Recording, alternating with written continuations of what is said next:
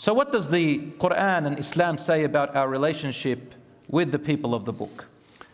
The people of the book, brothers and sisters, have a special place different to the rest of the non-Muslims of the world, only because some of the original Torah and the original Injil and Nizams, fragments of it, are still in the current holy books.